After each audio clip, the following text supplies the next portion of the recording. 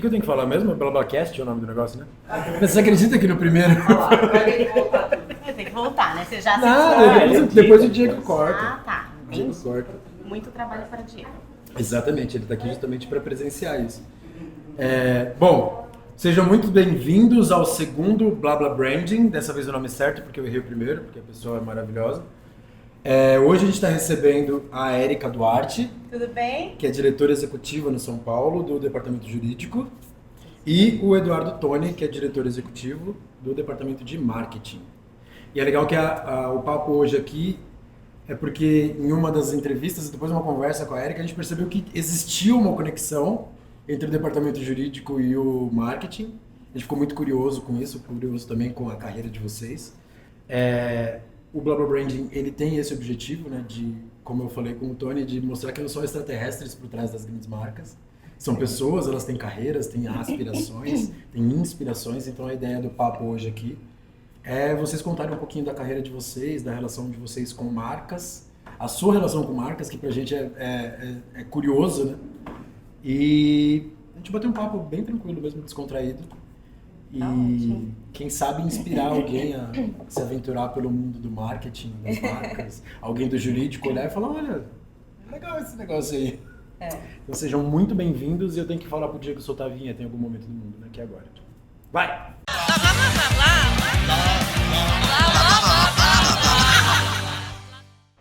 Bom, bem-vindos. Obrigada. Hoje vai ser um dia muito imparcial, vocês podem ver assim. Eu resolvi não contar para as pessoas qual time eu torço. Eu acho muito importante isso. A imparcialidade. A imparcialidade é parte importante do processo. Tem poucos São Paulinos vendo aqui. E a gente sempre começa pedindo para resumir um pouquinho a carreira de vocês. Então vou começar por você e depois a gente passa pro Tony, tá bom? Combinado. Foi bom começar com você, porque eu e o Tony a gente sempre escuta quem vai falar. Bom, eu comecei no São Paulo em outubro, farão 10 anos, né? E a trajetória foi bem, o começo foi bem engraçado. Eu era gerente jurídica de um hospital, então da Beneficência Portuguesa, e a minha carreira era bem, assim, típica de um advogado, né? Então eu fazia os contratos, cuidava de todos os processos, do contencioso, do hospital, e era uma coisa até bem... eu fazia reunião com as equipes médicas, então era uma coisa bem rigorosa, assim. E aí um prestador de serviços nossos, no caso, hoje o nosso diretor de compliance, né, o Roberto Armelin, ele foi procurado pelo diretor jurídico da época, 10 anos atrás, que precisava de alguém para implementar processos, procedimentos, alguém que não fosse tão focado no futebol, para não querer fugir para a área desportiva e que cuidasse realmente do jurídico ali do Morumbis. Então, eu me recordo que eu fui fazer uma entrevista, e foi uma entrevista meio clandestina, assim. Então, tinha que entrar escondido, porque lá todo mundo fica sabendo de tudo, sai na mídia. Então, aí eu já comecei a achar super estranho aquilo, né? Então, fomos escondidos, eu fui fazer uma entrevista.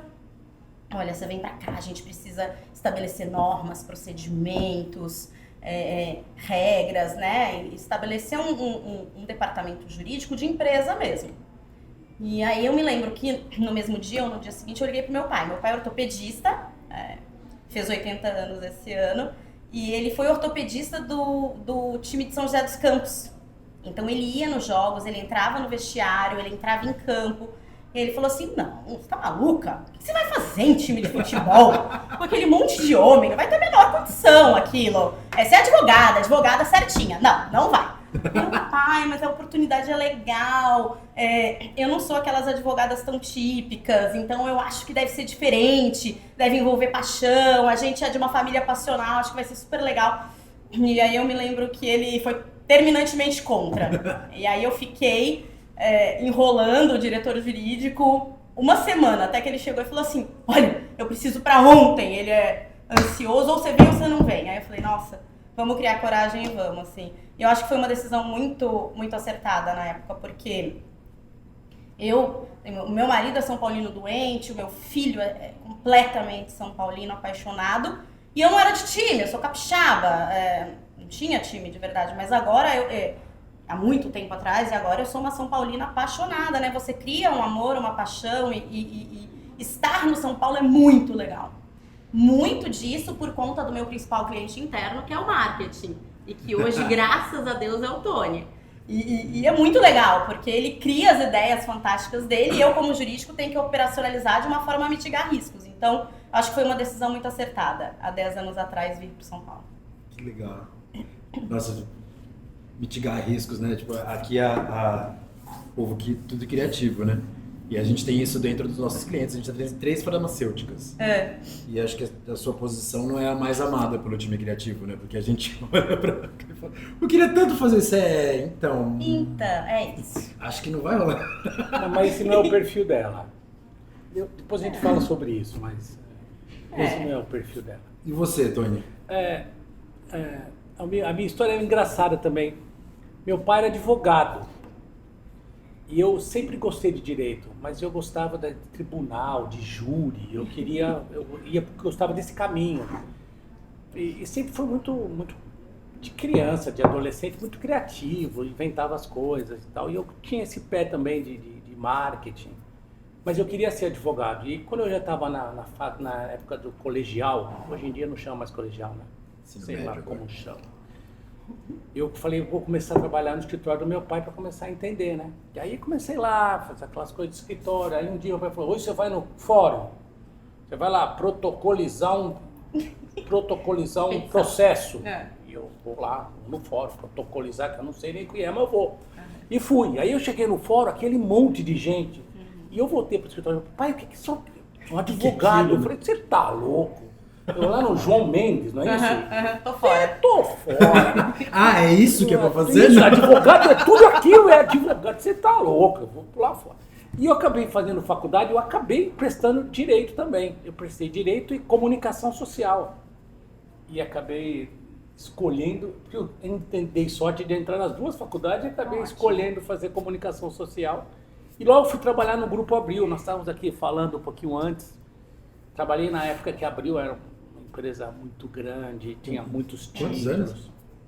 Quer dizer, qual ano, né? Eu tinha 18 anos, faz bastante tempo. Foi no século passado.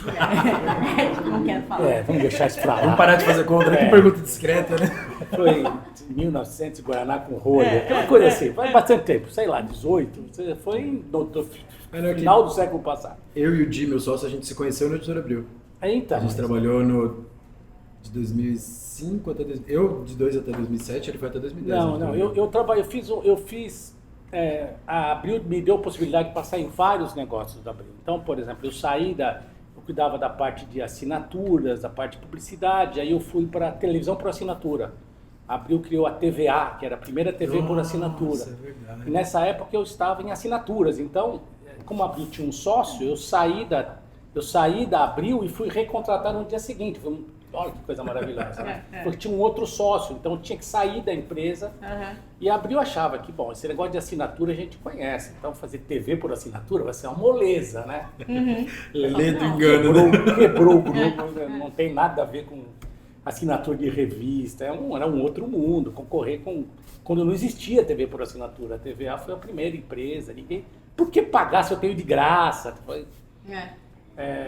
E aí eu fiquei sempre nessa área de comunicação e marketing e fui trabalhando em vários departamentos da Abril até que eu fui para a área de eletrônicos. Trabalhei em várias empresas desse segmento. Foi lá que eu me envolvi efetivamente com o São Paulo, eu era São Paulino desde sempre.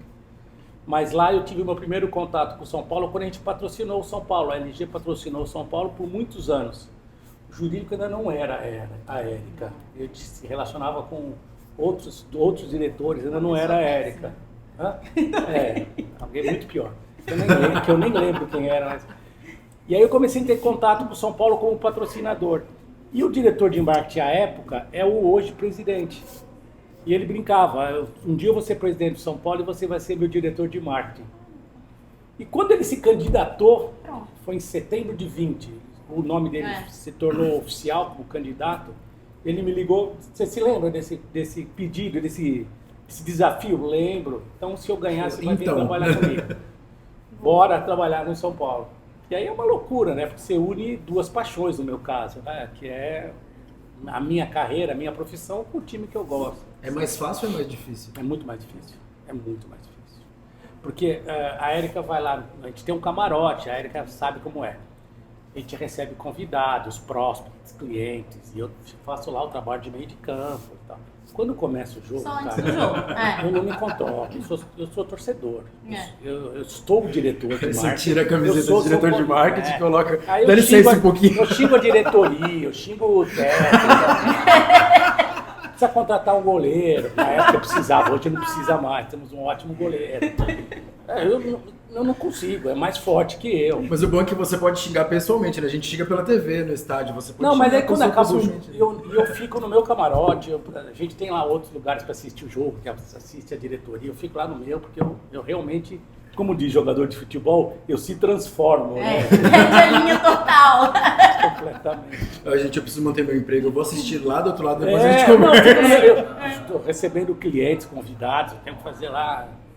Porque realmente isso para mim é uma grande paixão. E isso é uma loucura, né? A Érica sabe, ela vive isso também. Não tem dia de semana, não tem horário. Hoje o jogo acaba 9, começa 9 e pouco, acaba 11 e pouco, e você vira à noite trabalhando, porque tem um monte de coisas a serem feitas em decorrência do resultado do jogo. Joga-se domingo, então, por exemplo, quando se joga domingo às 4 da tarde, você está lá às 11 da manhã. Então é um pouco de sacrifício, né? E a Mas temperatura muda, né? completamente. O resultado em campo influencia o dia a dia. Domingo e quarta-feira, assim. Depende de como vai ser o nosso dia seguinte e as nossas Muito, atribuições. depende muito, porque muda o clima, muda a atmosfera. A gente chegou no São Paulo, o São Paulo estava há 9 anos sem título. Sim, tipo o tempo que eu tô lá, 10 anos. Exato. Descobrimos quem é o perfil já. Já descobri agora. Mas na verdade não, porque a gente assumiu e a gente, três meses depois, ganhou o primeiro título. O primeiro título que a gente disputou, que a gestão disputou, ganhou o Campeonato Paulista. E realmente muda a atmosfera, tira o peso. E ajuda muito, obviamente. A bola entrar faz toda a diferença em todo o nosso trabalho, né? Impacta diretamente a sua área, né? Os patrocínios. E é uma variável incontrolável, né? A gente não consegue fazer a bola entrar, tá? Tem que entrar. E eu brinco, às vezes você faz tudo certo e a bola não entra. Sim. Nossa, meu, Às vezes você não faz nada e a bola entra. Nossa, quando o São Paulo tava em crise era foda. Eu jogava contra o Corinthians, jogava bem pra caralho e perdia o jogo. Você fala, porra, Pois é. ele jogava a bola na trave, porque tem- o Cássio fazia umas defesas impossíveis. Gente, é O futebol, atacante do Corinthians né? tropeçava na bola entrava no gol. Você fala, Não é possível. filha da... Futebol, né? Futebol ciência tem exata, isso, né? Futebol tem isso. Na verdade é isso que faz o futebol ser futebol, né? Vocês estão apaixonados por futebol. Você pega o basquete, o melhor time ganha, né? De modo geral, você pega o basquete, você monta o melhor time, ele ganha. Vôlei, você monta a melhor O equipe. futebol é o esporte coletivo que você tem mais zebras, né? Vamos chamar assim, para quem não sabe o que é zebra. É resultados inesperados. Sim. O basquete, 95% das vezes o melhor time vai ganhar, o voleibol, o melhor time vai ganhar. O futebol nem sempre acontece isso.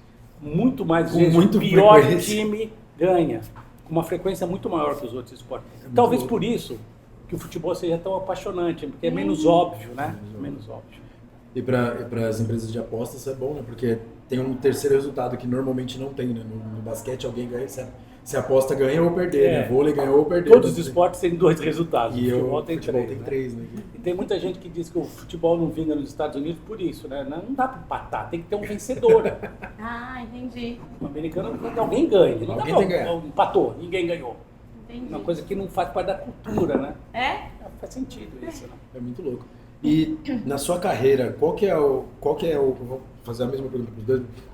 Pra você, qual que foi a coisa mais legal que você fez, assim, mais deixou mais empolgada? Eu acho que foi a comercialização do naming rights. Esse agora. Ah, eu acho. E você viu que diretora de marketing é diretora jurídica que ela é, né? Porque na primeira speech dela, ela falou Morumbis, né? Você viu? Exatamente. Ela usa o naming rights. Por isso que a gente se dá bem, você entendeu? Sim. Mas depois de tanto contrato, né? O Morumbis é seu filho, mas é meu afiliado, vai. Eu sinto que a gente pariu o projeto, assim. Foram madrugadas, né, pra sair. Eu tinha uma enorme preocupação que saísse, mas saísse muito certinho aquele contrato. É uma especificidade enorme. Quantos contratos você tem desse tipo aqui? Ou quantos negócios jurídicos parecidos? Então a gente meio que criou do zero. A gente construiu muito juntos, né? E junto com a Mondelez também. Então foi muito bacana. Eu já participei de trocentas mil coisas legais, mas aqui jurídico tem muita coisa mais difícil, mais problema, mais...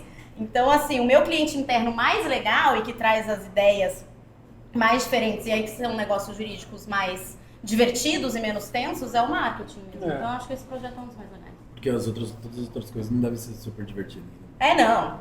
Na verdade, a gente cuida do que deu errado, né? Então, é mais legal quando a gente tá criando uma coisa que vai dar certo, né?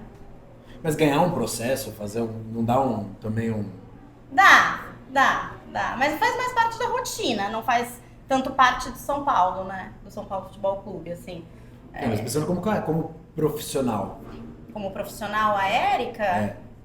Putz, eu gosto de bastante coisa, mas eu sou muito sentimental, muito humana. Então, eu gosto muito quando eu consigo implementar coisas em prol dos funcionários, quando eu consigo estabelecer procedimentos que as pessoas fiquem mais cuidadas.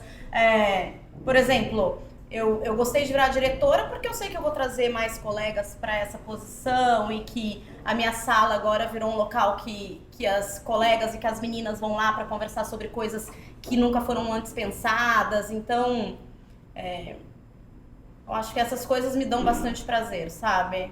Dentro de um time de futebol que é basicamente um universo que há 10 anos atrás era ainda mais masculino. Você se sente nesse lugar de trazer mais mulheres para essa mesa? Isso me dá muito prazer. Começar agora e cada vez mais, assim, eu espero, de ter um lugar de fala para poder falar com eles, porque é impressionante. Então, você está numa mesa de diretoria, a forma de pensar é diferente. Isso não significa que a minha forma seja melhor, mas significa que a gente pode pensar diferente e agregar, sabe? Não tem como eu pensar igual ao Tony. Eu sou mulher. Até mesmo no meu departamento agora, na minha equipe, as pessoas são diferentes. E ouvir os pensamentos diferentes é muito bacana. Porque senão você não cresce como instituição, como pessoa. Enfim, o Tony pensa diferente de mim, nem por isso é menos. É mais, na verdade, agrega, soma, sabe? Então eu adoro esse momento, assim, de poder falar. E eu espero poder falar cada vez mais, sabe? Eu acho que vai. O nosso time ele é bem feminino. Pois é. Você viu o que ela fala, né? Ela espera falar ainda mais. Sim. Quantas horas nós temos aqui mesmo? O limitador são vocês. E você, Tony? Cara, eu tenho dificuldade de dizer qual o projeto mais bacana que eu participei. Primeiro que eu acho que é projetos que eu participei. Eu acredito muito no nós. Eu não acho que se eu não tivesse lá o jurídico que eu tenho, muitas coisas não sairiam. O compliance, o financeiro, né? a equipe toda. Eu participei de projetos que me deram muito prazer. O lançamento do DVD no Brasil. Não existia DVD no Brasil, todo mundo tinha fita cassete, lembra disso? A LG trouxe o primeiro? Não, foi a Gradiente, eu trabalhei na Gradiente. Nossa. E nós trouxemos o primeiro DVD para o Brasil, aí não tinha discos para tocar, não tinha mídia. E a gente foi para os Estados Unidos falar com os majors, com os principais estúdios, para dizer, cara, você precisa lançar no Brasil. Lá tem um país que tem 150 milhões de pessoas, na época era isso, que consomem. Então nós fomos nos estúdios, a gente fez um roadshow nos estúdios, eu fiz apresentação para os gringos do que era o Brasil, do potencial do mercado, para eles dançarem. Não sei se você lembra disso, os discos tinham as zonas, né? Zona 1, Estados Unidos, Zona 2, Europa. Então você não adiantava comprar um disco nos Estados Unidos e trazer para o Brasil, porque não tocava no seu player. Então tinha que ter os discos da zona do Brasil, da zona da América do Sul. Eu não sabia disso, não. Então a gente foi para os Estados Unidos fazer... É o jeito de gravar ou é o leitor? Não, é só uma forma de você tentar dividir o mundo. Era uma coisa absolutamente antiglobal, não fazia o menor sentido, ainda mais hoje, né? Mas era isso, você lançava lá um filme, sei lá, Batman. Então você lançava primeiro nos Estados Unidos, depois na Europa. Então lançava as mídias para o mercado americano. Então ele tinha lá uma codificação qualquer que esse disco não tocava nos players da Europa, que tinha lá um reconhecimento, um leitor. Se você trouxesse um DVD dos Estados Unidos e comprasse CD aqui, ele não rodava? Ele não rodava. Aí começaram a ter a história de ter os discos, os DVDs, os players abertos, quer dizer, ele toca qualquer disco, porque ele não chegava no Brasil. Então esse foi um projeto complexo e muito bacana de fazer. Deve ter sido muito legal. Só o roadshow sozinho deve ter sido muito legal de fazer. Então você ir na Disney, ir na Warner, Tanto que quando a gente lançou, a gente dava, o cara fazia, a gente fez um combo, o cara compra o player e ganha 3 DVDs, porque senão ele compra e não tem o que Não tocar. tem o que fazer com ele. Sabe assim? Vai ficar só aquele negocinho do Tá ótimo. É mais ou menos Super você útil. comprar um computador sem sistema operacional, sabe assim? Um carro sem motor. Era isso. Resumidamente era isso. Então esse foi um projeto muito bacana, muito legal. O turnaround que a gente fez na LG, né? Tava contando um pouquinho para você antes de começarmos aqui, que a LG chegou. Quando eu fui para a LG era uma marca muito desconhecida, tímida no mercado brasileiro e se tornou uma potência número 1 em vários segmentos durante muitos anos.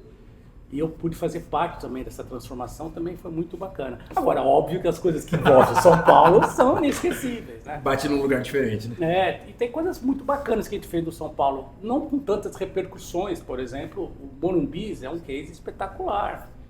O Morumbi talvez esteja talvez esteja não, nós estamos conversando com eles, a Mondelez, porque o Kotler vai fazer uma atualização do seu livro de marketing, ele quer colocar esse case do Morumbi. A gente faz coisas desse tamanho do Mondelez, mas faz coisas menores que me dão muito prazer. Por exemplo, a estátua do Tele Santana. Puta, que animal. Uma estátua. Eu tirei foto Não é do meu demais filho lá na estátuas, frente. mas é que para quem é São Paulino, sabe o que o Tele representa, a importância que ele foi.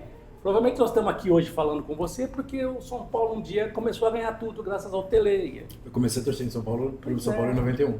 Então, Cada coleção também que você aprova deve ser muito legal, É. né? É que aí eu não tô com você, tem mas bastante deve ser coisas massa. bacanas, mas às vezes elas não têm tanta repercussão como o Morumbis, por exemplo. Mas você que vai no estádio, você vê as embocaduras com os nomes dos jogadores, a gente homenagear os nossos heróis, né? Porque eu digo que a coisa mais importante que o São Paulo tem é a sua torcida, obviamente, é o maior ativo de São Paulo. Mas a gente só tem essa torcida porque a gente tem os nossos ídolos. Então a gente poder homenagear, o dia que a gente fez a Teve o inauguração, jogo também. o dia que a gente teve o jogo, o dia que a gente fez a inauguração das embocaduras, nós levamos todos eles lá e poder homenageá-los quase todos em vida. O Tele, Esse que é animal, né? o Tele, infelizmente, já não estava mais entre nós, mas os outros todos foram lá. Então você revê o Zete, o Raí, o Cafu. Puta, que animal. Para quem é São Paulino, isso não tem grande repercussão do ponto de vista midiático, do ponto de vista financeiro, mas é uma satisfação muito grande. Mas é o papo de mexer com a paixão que a gente tá falando, né? Exatamente. Tipo, O futebol mexe é outra casinha, né? Não, o futebol mexe muito com isso. No ano passado eu levei um casal de irlandeses e os filhos lá pra fazer a visita com São tour. Paulo e eu levei meu filho que não tinha ido ainda. Hoje de manhã eu tava falando, eu pus a camiseta de São Paulo, ele tem 2,5, né? Ah, que Só que bonitinho. ele chuta a bola e ele faz gol do São Paulo! Ah, que fofo. Aí eu falei pra ele que a gente precisa ir no estádio, ele falou, quero, porque agora ele consegue prender a atenção, né? Esse negócio do futebol é tão mágico, né? Eu tenho um amigo meu, ele mora até no Uruguai, o Gustavo. Ele é São Paulino roxo, o filho dele, agora deve estar com uns 9, 10 anos. Então ele, quando era pequeno, na idade do seu 2, 3, onde se começa a formar o time que você vai torcer, e ele queria muito que o filho fosse São Paulino. Não E existia o outra São opção, Paulo, cara. e o São Paulo estava numa fase difícil, há 7, 8 anos atrás. Então o que ele fazia? Ele punha no jogo do Manchester City. Toda vez que o Manchester fazia gol, ele gritava: gol do São Paulo! Muito É boa! sensacional! E o moleque hoje é o maior São Paulo de novo. Mal sabe ele. Judiação! Gustavo, é sensacional, é sensacional. Ah, Isso é muito paixão bom. do futebol, né? Cara, assim, o case do Morumbis, eu vou falar que assim, quando eu vi o vídeo da Mondelez falando, eu comentei com o time, esse é o cliente que eu sonhava em ter, porque eu tenho um humor muito da quinta série, né? Eu sou que dou as ideias A ruins quinta e o série time... nunca sai da gente. Nunca sai da gente. E eu sou a pessoa que tem as ideias ruins e eles me cortam, né? E aí na hora que eu vi o vídeo deles falando do trocadilho, de todos os trocadilhos possíveis, eu tava tipo... Não, e sensacional o nome do diretor, sensacional. Robson Bismarck. É né? muito bom. Robson Bismarck. Não, e é sensacional no totem do VAR, tá bisbilhotando, é maravilhoso. sensacional. Esse case veio deles ou de vocês? Como é que foi essa conversa? Não, foi de São Paulo. Qual é a história aqui, a ideia? Como é que a gente vende o name right de um estádio que tem 60 anos de vida, que não passou por uma reforma, que não passou por uma atualização, modernização? É o mesmo estádio, óbvio, foram feitas atualizações, pequenas melhorias porque eram necessárias, os camarotes, hoje o estádio todos têm cadeira, antigamente era cimentão, né? Mas o estádio não passou por uma reforma, então todo mundo conhece o Morumbi como o Morumbi. Ele é tão icônico que virou o nome do bairro, né? Quando ele começou a ser construído, aquilo era um nada. Temos fotos lá do momento que o São Paulo comprou o terreno. Isso é muito legal, era um escampado, era um vazio, né, né? Érica? E aquilo cresceu, na época que foi construído o Morumbi, era o maior estádio particular do mundo. Na década de 60, os estádios eram todos estaduais, eram todos municipais. O Pacaembu foi construído para a Copa do Mundo de 50, o Maracanã, o Mineirão, eram todos estádios do poder público. E o São Paulo resolveu fazer um estádio, e a gente tem lá a frase do Cícero Pompeu de Toledo, né? Se é para ter um sonho, que seja grande. E fizemos o maior estádio particular do mundo. Hoje todo mundo tem estádio, porque um dia o São Paulo sonhou em ter um estádio. Sabe que nossa maior felicidade é caber em 60 mil pessoas, porque a gente zoou todos os nossos amigos que Então, hoje, time grande tem que colocar mais de 50 mil pessoas hoje dentro o do estádio do Morumbi cabe cerca de 70 mil, 67 mil, já coube 150, né? Quando não tinha as cadeiras, quando não tinha os camarotes, era... E como você transforma um estádio tão icônico, uma marca tão forte, num name rights? Como você vende isso? É muito difícil. Vamos chamar ele de Vivo Stadium. Não vai pegar. De Chevrolet Arena. Não vai pegar. E aí tínhamos algumas possibilidades de fazer o trocadilho. E o BIS foi o primeiro, né? E fomos lá apresentar, nós conseguimos. Demorou para a gente conseguir achar a pessoa certa, porque isso é muito importante, né? E mais do que o projeto de venda em si, mais do que o projeto de name rights, são os conceitos, o que o São Paulo pensa. Tem muito alinhamento com o que pensa a Mondelez, muito alinhamento. Então, quando a gente fez a apresentação para eles do projeto, nós não falamos em preço, nós trocamos a primeira ideia, estava o presidente da Mondelez, estava o presidente de São Paulo, estava o vice-presidente de marketing, a gente fez uma apresentação e mostrou a ideia para eles do que a gente podia fazer. Obviamente que a ideia é Morumbis, mas isso é só o começo, né? Você tem dezenas de ativações que vão ser feitas.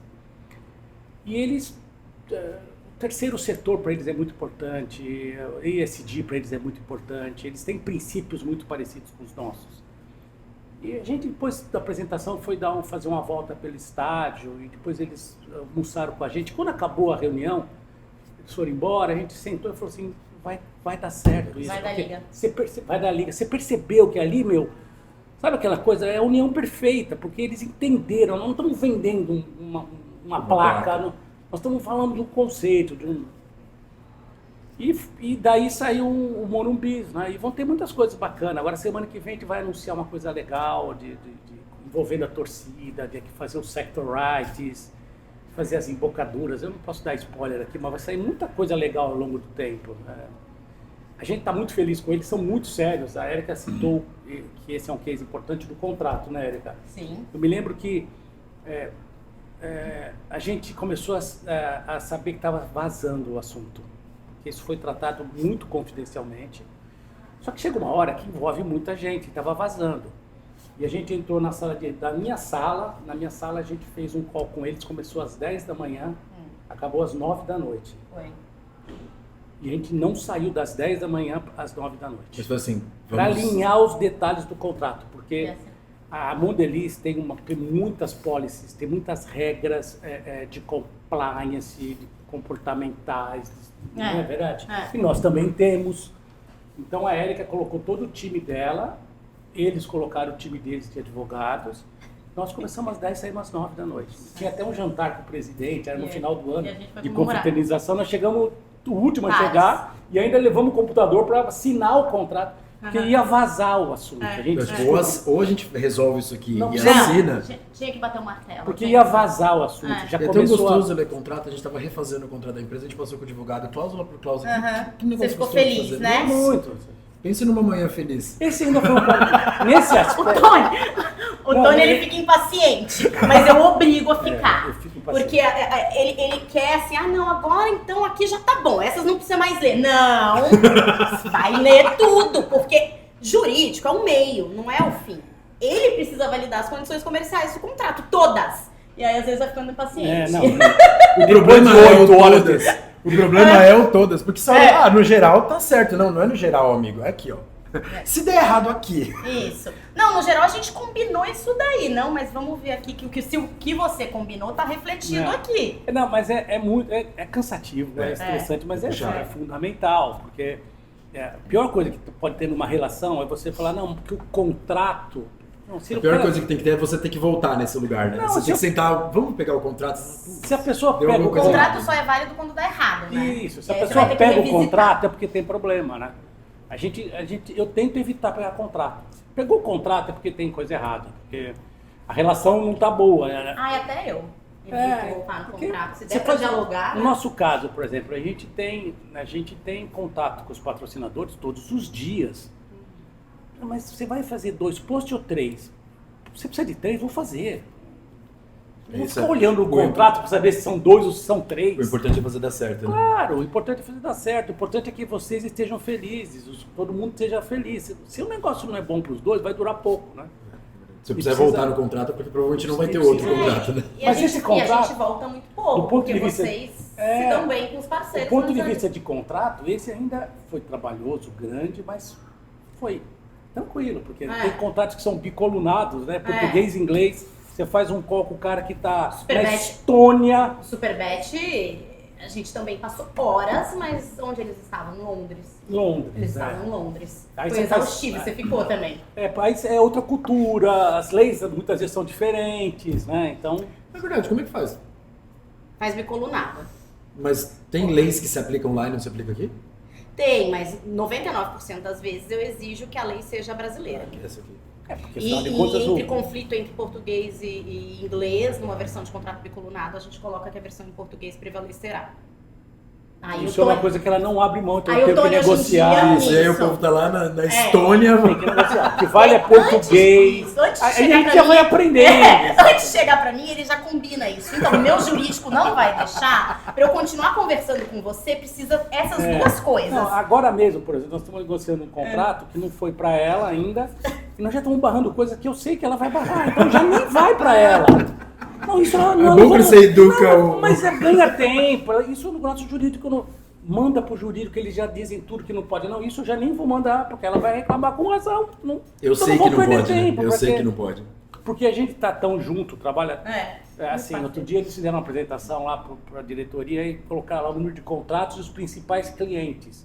Assim, o marketing é 90% do trabalho dela, 90% da área dela trabalha porque a gente gera muito negócio. Em 3 meses, a gente fez 800 contratos. Então se a gente não está muito alinhado, você falou uma coisa que é assim, né? Ah, porque ela é do departamento, eu sinceramente não acho assim, né? Eu tenho uma forma de pensar, quando isso aconteceu quando eu cheguei no São Paulo, e acontece em quase todas as empresas, né? Por que a gente faz, no São Paulo é assim? Quem é o São Paulo? Onde ele trabalha? Que departamento?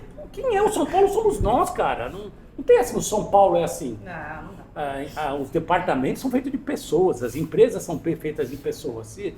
Se a pessoa lá faz alguma coisa que não está certo, vamos sentar com a pessoa e expor por que está errado, ou entender por que ela faz desse jeito. Exatamente, compreender as razões do outro.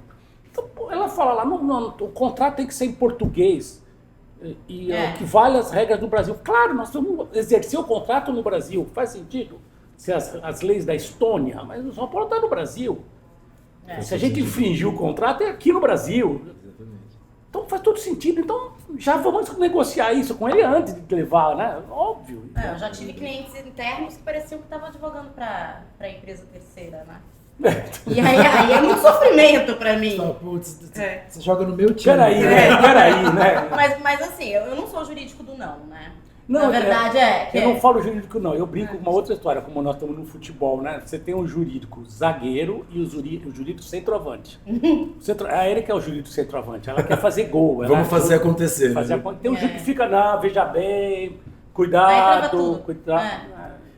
A gente, eu falei pra vocês, a gente tem 3 farmas no portfólio, né? O compliance é puxado.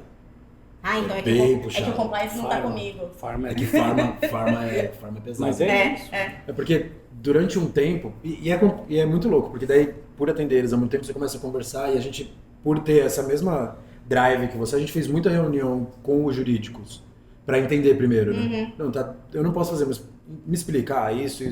Ah, tá, entendi. E uma das coisas que eles contaram pra gente era, cara, era muito bagunçado. Cara, você podia fazer tudo com o médico. Você fala, o negócio é o seguinte, você vai receitar o meu medicamento e tá aqui o seu passaporte pra Bahamas. É isso.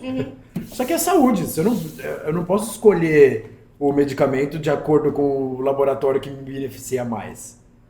Então aí a Anvisa criou um set de regras, mas aí também um set de regras desse tamanho, que não pode nada. E aí o pouco que você pode, não pode falar de medicamento, não pode falar. Então é muito louco. Mas uma vez que você entende o princípio, esse é o eles ponto. gostam muito de trabalhar com a gente propõe muito poucas coisas fora do que pode fazer. Mas você vê, eu entrei no São Paulo, a coisa também era muito mais desorganizada. Vinha pedido de contrato em papel de pão, né? Então, é por isso que hoje eu tô num lugar que os procedimentos e as normas e os fluxos de contrato, de solicitação, dentro de um sistema XPTO, eu não quero voltar aos 10 anos atrás, sabe? A gente conseguiu estabelecer umas regras que não dá pra voltar. São coisas boas, né? Hoje ela desenvolveu um sistema, então tudo você põe no sistema, tá tudo registrado, tem prazo. Sem papel, entendeu? Melhor. Vai pro cliente, o cliente aprova, volta. Hoje tá muito mais organizado, né? A gente tem aqui uma coisa que assim, essa pergunta existe porque em algum momento da minha vida, e todo mundo que chegou em algum lugar na carreira, eu acho que tem algumas pessoas que pegaram a nossa mão, assim, sabe?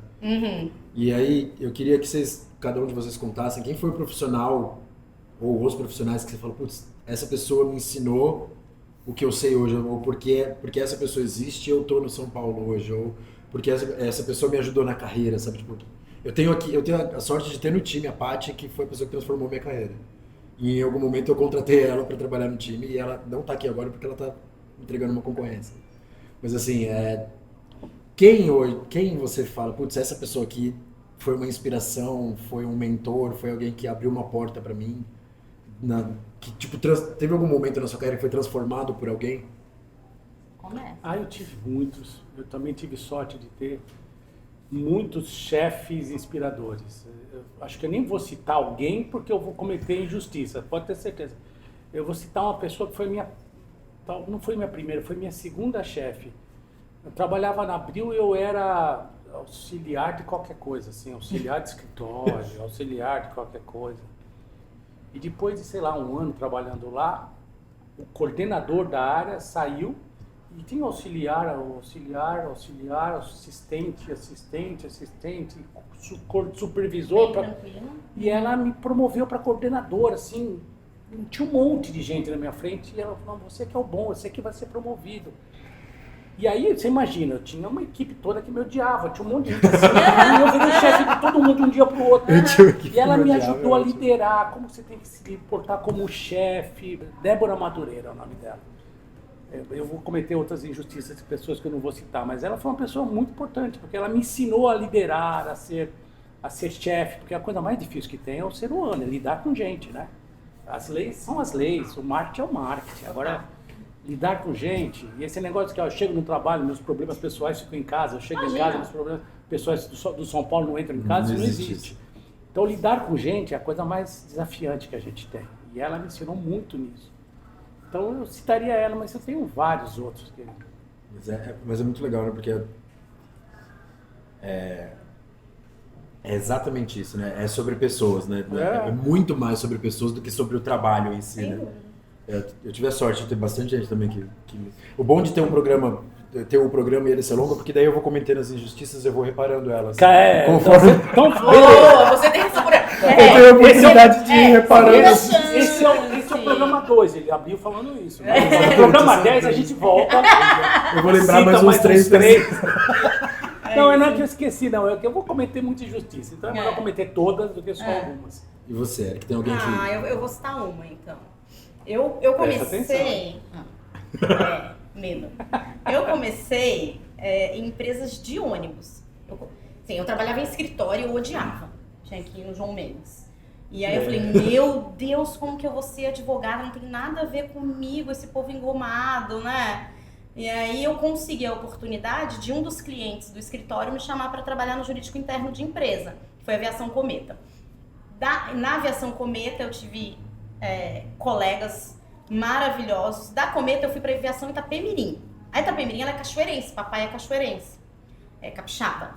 E aí eu consegui ir para Itapemirim, também uma empresa de ônibus. E lá eu tive uma diretora jurídica, eu era nova ainda, eu devia ter eu me formei com 22 anos, eu devo ter entrado na Itapemirim com uns 25, assim. Eu era advogada, não era coordenadora, supervisora, nada, mas não tinha gerente, então eu respondia direto para uma diretora jurídica que chama Kátia.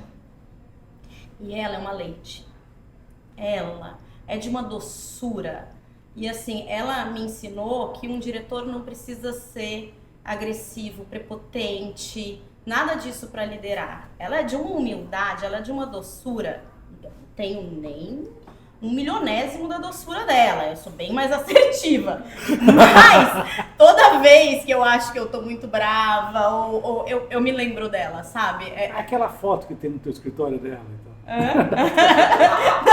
Não tem, mas ela é uma graça, assim, ela é muito educada, muito gentil, e ela também, ela me ensinou muito sobre essa questão da forma de liderar, de lidar com as pessoas. A gente na aviação Itapemirim, a gente dava palestras para motoristas, assim, sobre várias coisas, até como se portar com passageiro. Então a gente tinha que saber lidar com as pessoas, sabe? Porque eles não entendem da mesma forma que a gente. Então foi muito legal. Depois disso, o atual diretor jurídico, diretora de compliance, diretora jurídica, no caso sou eu. O diretor uma pessoa que eu admiro muito, todo dia de olho no espelho. No caso, quando eu me olho, o diretor de compliance, que é o Roberto Armelin, aí ele me chamou da Cometa para a Beneficência Portuguesa. Da Beneficência Portuguesa foi ele que me indicou para o São Paulo. Então, ele vem me trazendo também. E aí, eu virei funcionária dele, né, da equipe lá do São Paulo, e aí esse ano eu virei par dele como diretora jurídica, né? Então, Vida longa, Armelin. Hã? Vida longa, Armelin. Vida longa, Armelin. É isso, mas acho que eu citaria essas duas pessoas para começar. E no episódio 10 a gente volta. Pronto. Para citar mais umas, anota, né, vem trazendo. Vocês trabalham com uma marca que ela é muito específica. Em termos de São Paulo é uma empresa, mas a marca do São Paulo não é só o que uma própria Mondeliz representa para os funcionários, representa para o consumidor. O consumidor do São Paulo, o cara que compra ingressos, que vai no estádio, que defende vocês nas redes sociais, que xinga de vez em quando, ele xinga bastante. Tem uma relação muito diferente. Como é que é lidar com isso? Isso é ótimo. Desculpa. Agora eu também mas eu acho que é mais Quando você está desenvolvendo marcas, né, você tem o brand funnel, né? E uma das partes mais importantes é a parte do loyalty, né? Da lealdade à marca. A gente não tem essa preocupação. Foram os últimos 10 anos provaram. Não, e o cara é São Paulino. Não vai virar Você não vai comprar a camisa do São Paulo, não tem na loja, e falar, vou comprar do Corinthians. Você não vai fazer isso. Então, a gente trabalha com uma variável que é a emoção, que não tem um produto nenhum. Você é fiel à sua marca de cigarro, à sua marca de carro, até a página 2, né? Se você é um fumante, hoje em dia quase não existe mais, né?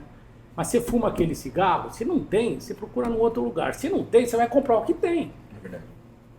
No futebol isso não acontece. A pessoa é São Paulina até a morte.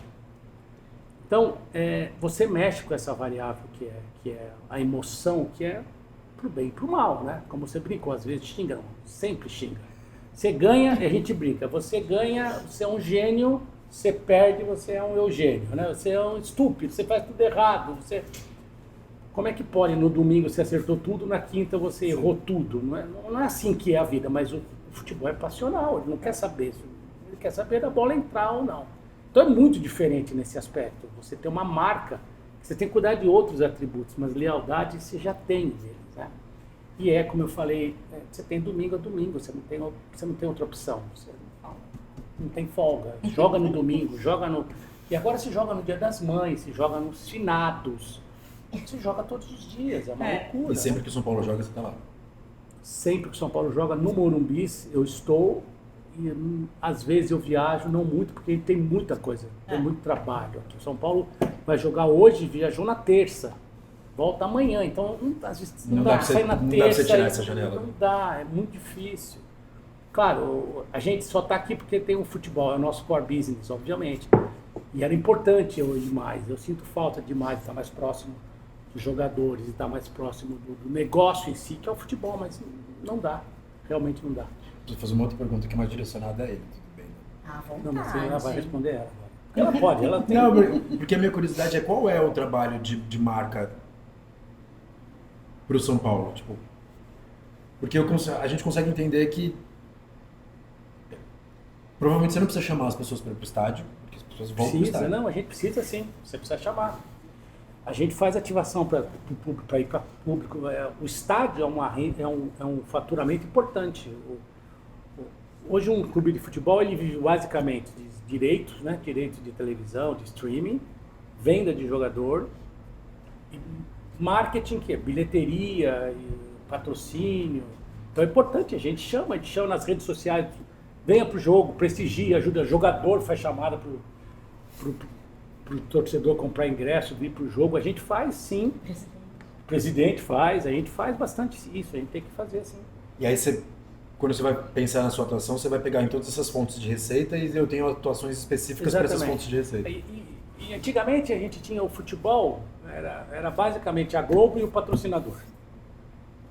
Hoje a gente monetiza o estádio, a gente tem painéis LED lá, a gente tem os shows, que a gente tinha abandonado os shows e a gente retomou, a gente fez um acordo grande com a Live Nation, não sei se você ficou sabendo, os Esse grandes é legal shows, também, né? todos os shows, os grandes shows que virão para o Brasil serão no Morumbi.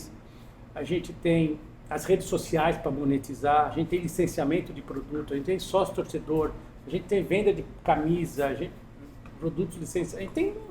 E fica buscando, diz que ela fez 800 contratos. E é por isso que você é a área que mais demanda ela. Exato, 780 por isso que a gente faz muito contrato. Nós estamos fechando ontem o jogo do São Paulo pela Copa do Brasil, nós vamos jogar, vai ser transmissão no Prime Video. Então nós fechamos com a Amazon uma ação para as redes sociais. É um negócio, não é um negócio gigante, não é um valor importante financeiramente. Todo valor é importante, óbvio, mas não é uma receita grande, faz contrato. Então, a gente fica buscando o tempo inteiro formas de monetizar. Como eu te disse, a preocupação com a marca hoje, como você tem, não precisa aumentar o número de torcedores, a bola precisa entrar para que isso aconteça, né? Mas você tem trabalhos para fazer. Então, a gente põe as crianças para entrar com os jogadores no campo, a gente desenvolve produtos para criança, a gente tem o Santo Paulo, você tem que pensar nessas coisas como marca também. Quem é o teu parceiro, patrocinador? Quem vai ser a marca que vai patrocinar o seu clube? Quais são os princípios que ele tem como marca? Tão alinhados com o que o São Paulo quer ter? Quem são as marcas que vão licenciar o São Paulo para colocar nos seus produtos o nosso emblema, o nosso logo? Estão alinhadas com o que o São Paulo quer? Então, esse é um trabalho também de marca. Mas, no fundo, a gente aqui tem muito que trazer dinheiro para o clube, né? No final do dia, não tem que pagar o salário dos meninos. É isso. Seu trabalho é fazer com que a gente tenha dinheiro para contratar os jogadores e manter eles jogando com a gente. A gente só está aqui por causa do futebol. Então, a bola tem que rolar em volta do futebol, não tem jeito. Isso é muito louco, né? Porque dá uma lógica e uma dinâmica de trabalho muito diferente do que você tinha na LG, por exemplo. Completamente diferente.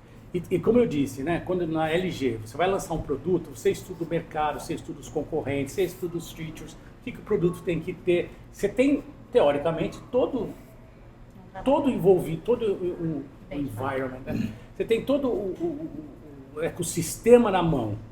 Não quer dizer que você vai acertar sempre. Mas no futebol, você não tem. A coisa mais importante é o jogo, você ganhar. Você não tem nenhuma atuação sobre isso. Eu vou te contar um case engraçado sobre isso. Engraçado, não tem nenhuma graça, mas importante. Nós fomos para Córdoba jogar a final da Copa Sul-Americana. Nós estamos planejando o lançamento do streaming do São Paulo, o SPFC Play. Pô, vamos lançar o streaming nesse jogo. Meu aniversário. Pois é, o que nós fizemos? Uma parte da equipe foi com a torcida no ônibus, da torcida, gerando conteúdo, gravando conteúdo. Uma parte foi com a torcida que foi de avião, é outro perfil de torcida. A nossa equipe, a minha equipe e a equipe de comunicação foram no ônibus do São Paulo, o ônibus que os jogadores usam. E foram parando na cidade, foram 3 dias de viagem, eles foram parando na cidade, gerando conteúdo. E chamando a torcida da região, amanhã nós vamos parar em Maringá, e vai o Santo Paulo distribuir brinde, gerando conteúdo. Eu fui com uma outra equipe 5 dias antes para lá, nós tínhamos um jogador no elenco na época que era de Córdoba. Fomos lá, entrevistamos a mãe dele, gerando conteúdo, fomos na cidade, a igreja, a prefeitura, e gera conteúdo, e gera conteúdo. E no dia do jogo, abre a transmissão, 5 horas antes, link da Argentina para o Brasil, e perdemos. E todo esse conteúdo gerado foi pro lixo. É verdade. Não foi pro lixo, tá lá guardado que um dia a gente vai usar para contar essa história. Não, Um mas dia eu vou contar essa história. Tô esperando só outro final do Por quê? Sul-Americano pra contar essa história. Porque a bola não entrou. É. A bola não entrou. Imagina, no Cara, dia é muito seguinte, você não louco fala, isso. olha, esse cara foi 3 dias pra lá. A torcida quer te matar, não quer saber do cara que levou 3 dias pra chegar lá. Até a gente tá morrendo, não tem Não é verdade? clima, né? Nós tínhamos lá depois do jogo um jantar, lembra? Nossa, Porque era eles morreram. precisa jantar, acaba o jogo, os jogadores jantam. Então todo mundo que foi, foram as mulheres dos jogadores, toda a diretoria. Nós fomos jantar, era velório. Velório. Todo esse conteúdo todo que a gente criou, todo esse projeto, Já era. já era, porque a bola não entrou. Cara, deve ser muito louco fazer isso. Às vezes- e ela fala, e como isso influencia no clima, no dia seguinte, na semana seguinte, isso é uma coisa que demora para passar. Não, desde a Supercopa desde a Copa do Brasil e da Supercopa, Aí o clima vira, né? poxa, a gente tá, tudo bem, tem obstáculos pelo caminho aí, mas nem se compara, né? Quando Isso, se ganha, isso tirou um grande peso. quando se assim, ganha é o institucional. contrário, né? Deve ser muito doido trabalhar com isso, cara. É. Como é que você trabalha hoje? Como é que vocês trabalham os seus times? Porque você está numa posição de liderança, né? Você está numa posição de provavelmente a execução não é o forte da posição, né? A direção você direciona um trabalho. Como é que você junta o time para fazer isso? Tipo, o que para você é mais importante para você ter um time que está remando para o mesmo lugar e o seu papel nessa história que hoje já não é mais o fazer? É que eu sou super humana, então na verdade assim, liderar pra mim é entender o dia a dia da minha equipe. A minha equipe é pequena, então eu tenho acho que duas advogadas, uma assistente administrativa e 2 estagiários.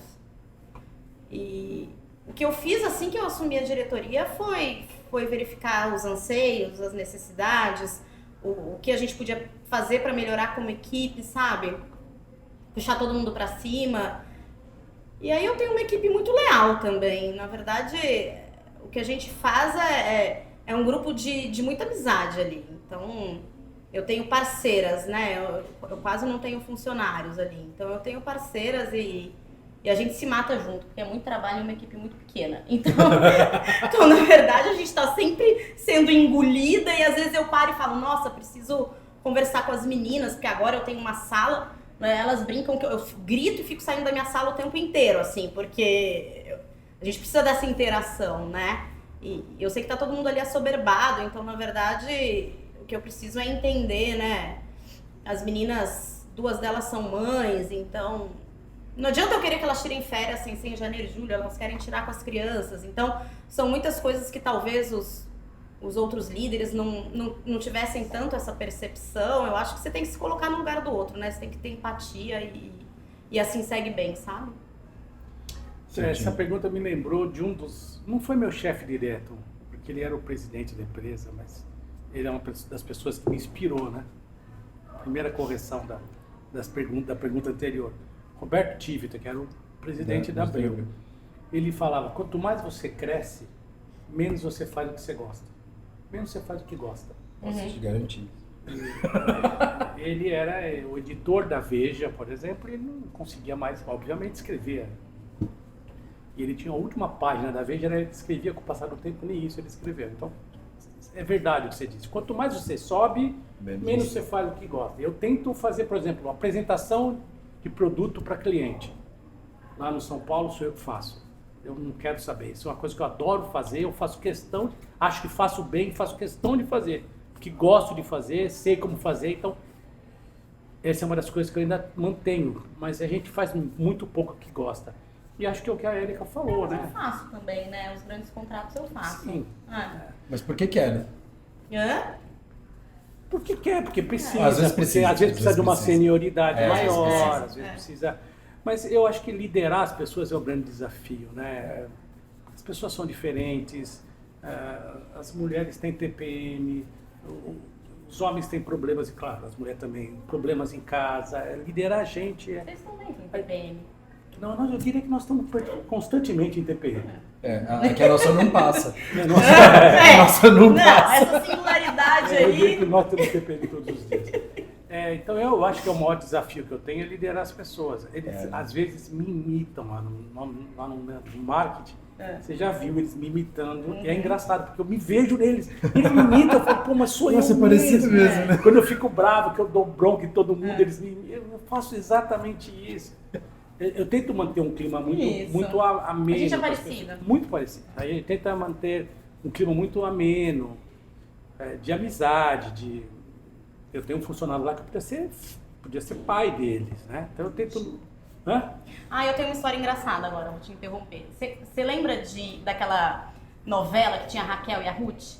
Como chama aquela novela? Mulheres de Areia. Glória Pires, né? E a Raquel era a má e a Ruth é boazinha. Então eu chego, a depender do jeito do meu saltinho, Raquel e Ruth. a depender do meu saltinho e como eu dou bom dia, e aí Hoje ela tá Raquel.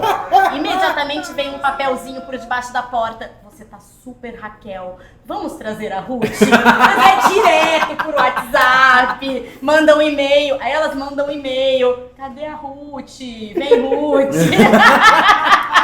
Ai, Minha equipe é espetacular, amo você. Sensacional isso, que sensacional. Você sabe que o Diego, meu sócio, ele também às vezes vem de mau humor, né? A gente tinha uma planner que falava que era o Thiago. Ela deu um nome aleatório pra ele. XPTO. Às vezes a gente chegava aqui, é o Thiago. Dá Hoje pra veio usar o Thiago. essa dá pra Dá pra adaptar. usar. Ele Raquel pode... e Ruth dá pra adaptar, é Isso. muito boa. É essa. boa. Cara, é muito bom. E é muito louco porque esse lance do liderar, a energia nasceu, eu e o Diego sentado numa mesa, a gente tinha sempre esse objetivo de crescer e a empresa tem um jeito de fazer, né? Tem um jeito de fazer da energia. Só que aí ele vai te colocando nessa posição, né? Que você vai não fazendo. Eu sempre amo fazer planejamento, mas a gente traz o time de planejamento que está apresentando agora, a Ari, muitas coisas ela faz melhor do que eu fazia. E aí, esses dias eu tive uma experiência que é estranha para quem está montando uma empresa. A Energia faz 6 anos esse ano, né? Todas as apresentações da Energia fui eu que fiz. No sentido de ter um cliente novo, sou eu apresentando a empresa. Quando alguém apresenta a Energia, porque eu não tô. E aí tinha um cliente que a gente estava recebendo aqui, que a Ju trouxe, e a Ari fez a apresentação da Energia para ele e eu tava do lado. É bizarro. É bizarro, porque você vê a pessoa falando da empresa, mas não é mais a pessoa que fundou a empresa falando, né? E defendendo coisas que não são... Abordando o que a gente faz sobre um ponto de vista que não sou eu que falo, não é o meu jeito de falar. Você fala, caraca, velho. tem que desapegar, né? Comigo aconteceu uma experiência diferente. Uma vez eu cheguei atrasado de uma reunião e já estavam apresentando para o cliente, fazendo uma apresentação.